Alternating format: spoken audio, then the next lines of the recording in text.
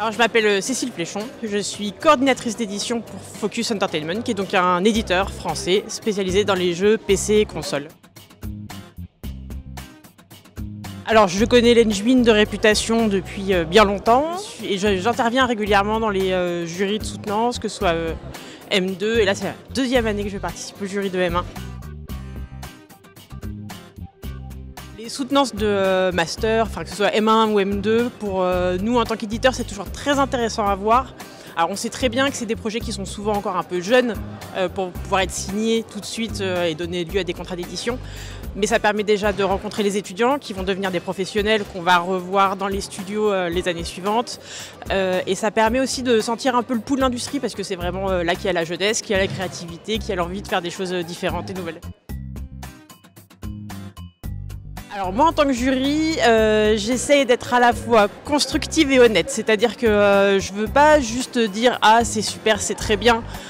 Quand il y a des choses qui mériteraient d'être creusées, qui mériteraient d'être retravaillées pour aller plus loin. Et je veux pas évidemment, ça arrive aussi qu'il y ait des choses qui soient moins convaincantes.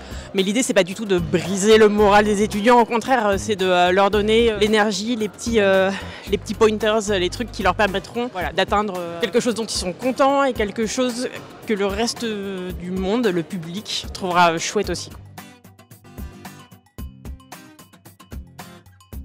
Alors là, cette année, sur cette promo, je trouve que c'est globalement assez joyeux.